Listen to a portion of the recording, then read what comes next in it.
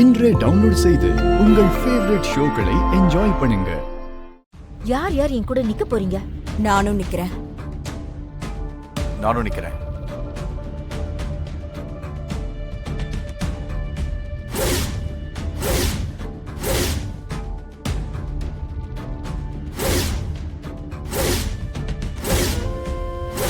நானும் வரேன். உங்க எல்லாருக்கும் தெரியும், எனக்கு எதிரி அந்த துளசி தான். அவளை இந்த வீட்டை விட்டு வெளியே அனுப்புறது தான் என்னோட லட்சியமே. நல்லது ஜனனி.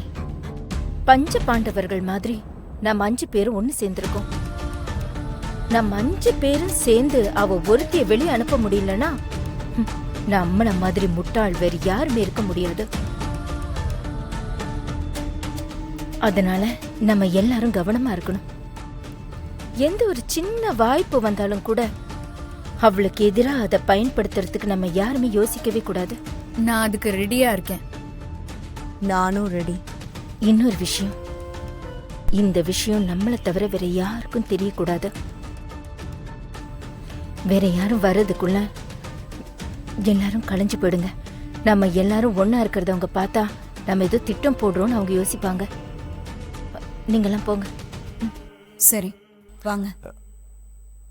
முதல்ல நீ சாப்பிடு.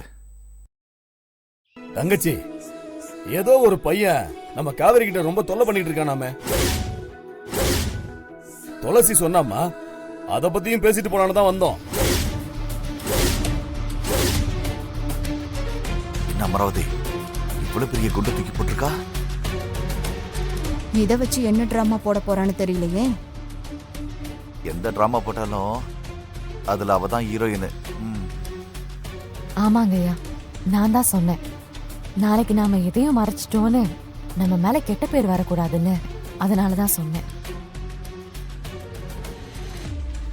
ஆமா மச்சான், அப்படி ஒரு பிரச்சனை போயிட்டு இருக்கு. என்ன மாப்ள, நம்ம பொண்ண ஒருத்தன் கடத்தி இருக்கான், அவனை இன்னும் உயிரோட விட்டு வச்சிருக்கீங்களா மாப்ள?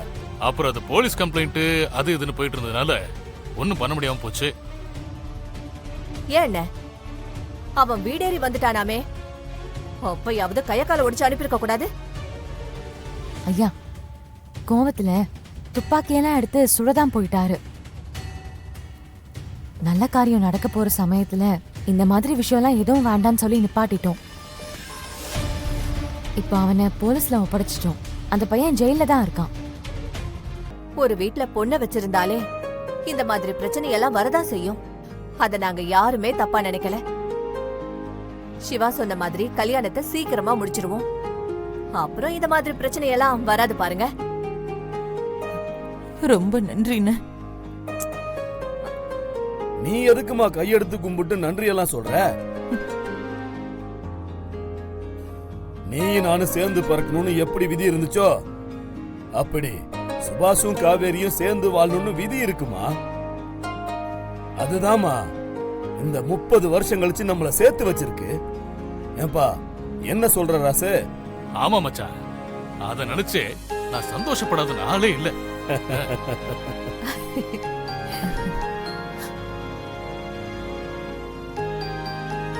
எல்லாருக்கும் சாப்பாடு ரெடி பண்றேங்க. அதுக்கு முன்னாடி கொஞ்சம் பலகாரம் சாப்பிட்டு காஃபி குடிங்க. ஆமாமா, நீங்க முதல்ல சாப்பிடுங்க. முன்னாடியே வருவீங்கன்னு தெரிஞ்சிருந்தா எல்லாத்தையும் ரெடி பண்ணிருப்பேன்னு. நீ மாமாவுக்கும் ஜனனிக்கும் கல்யாணம் நடக்க விட்டுட்ட, மாமாவுக்கும் துளசிக்கும் கூட கல்யாணம் நடக்க விட்டுட்ட. இப்ப இவங்க நிச்சயதார்த்தத்தை நிறுத்தி என்னமா செய்ய போற? அப்படி நினைக்காதடி. இந்த இடத்துல இருந்துட்டு கூட அந்த 2 கல்யாணத்தையும் என்னால மாத்தி அமைக்க முடியும். முதல்ல இந்த நிச்சயதார்த்தம் நடக்காம இருக்கிறதுக்கு என்ன பண்ணணுமோ அதை பத்தி யோசிப்போம். இந்த நிச்சயதார்த்தம் மட்டும் நடந்துச்சு, அந்த துளசியை நம்ம கையிலே பிடிக்க முடியாது. அப்புறம் ஷோ, புரியலமா, இதுல என்ன பிரச்சனை பண்ண முடியும்? முடியும். ஒருத்தர் நினைச்சா இதை நிறுத்த முடியும். யாருமா அந்த ஒருத்தவங்க? மேகலை. இந்த விஷயத்த மேகலை காதுக்கு கொண்டு போவோம். அவ என்ன செய்யணும்னு அவ முடிவு பண்ணுவா. போனை கொடு. சரி, இப்ப என்ன விஷயம் அத முதல்ல டைரக்டா சொல்லுங்க. இங்க காவேரி இல்ல, அவளுக்கு மாமா பையனை பேசி முடிச்சிருக்காங்க. அது உனக்கு தெரியுமா மேகலை? ஓ, அப்படியா? சரி, அதுக்கு என்ன இப்போ? ஆ, இல்ல நாளைக்கு நிச்சயதார்த்தம் வேற பண்ண போறாங்க. சரி பத்மா, இப்ப எதுக்கு இந்த விஷயத்தெல்லாம் என்கிட்ட சொல்லிட்டு இருக்கீங்க? உனக்கு ஏதாவது பயன்படுமேன்னு சொன்ன. நீங்க வேற ஏற்கனவே காவேரிக்கு தாச கல்யாணம் பண்ணி வைக்கணும்னு ஆசைப்பட்டுட்டு இருந்தீங்க. கடத்திட்டு எல்லாம் வேற போனீங்கல்ல, அதுக்காக சொன்னேன். அதான் என் தம்பியை தூக்கி உள்ள வச்சிட்டீங்களே. மா, ஒரு நிமிஷம் போனை கொடு.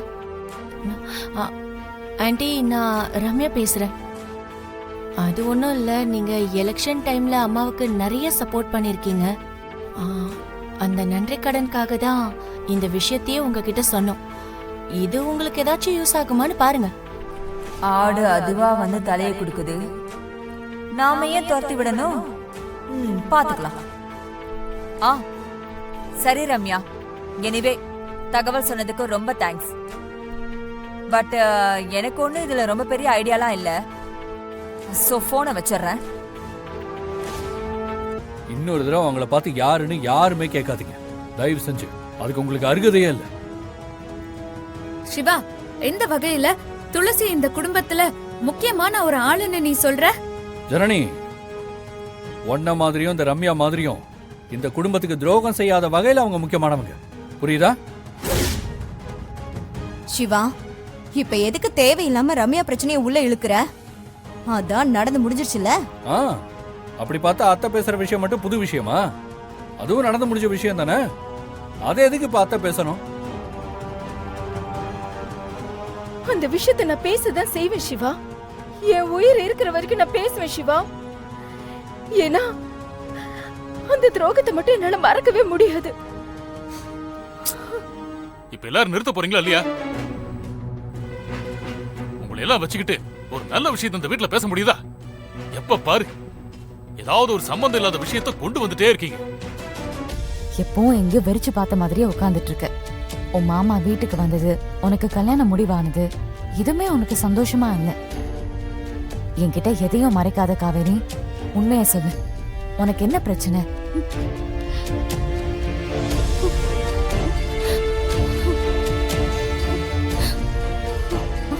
காவேரி, என்ன ஆச்சு? இப்ப எதுக்காக நீ அழுதுட்டு இருக்க? உன் பிரச்சனையை நீ சொன்னாதான் உன் மனசுல இருக்கிற பாரமே குறையும். நானும் உனக்கு ஏதாவது ஹெல்ப் பண்ண முடியும். சொல்லு காவேரி, அழாத. காவேரி, உண்மையை சொல்லு. எதுக்கு இப்ப அழற? அந்த தாஸ் என்ன பண்ணா? தாஸ் அன்னைக்கு அந்த தாஸ் என்ன கடத்திட்டு போனாங்க. ஆமா, உன்னை கடத்திட்டு போனா. அவன் உன்னை ஏதாவது பண்ணிட்டானா? அப்படியெல்லாம் எதுவும் இல்ல அண்ணி. கடத்திட்டு போன அன்னைக்கு காவேரி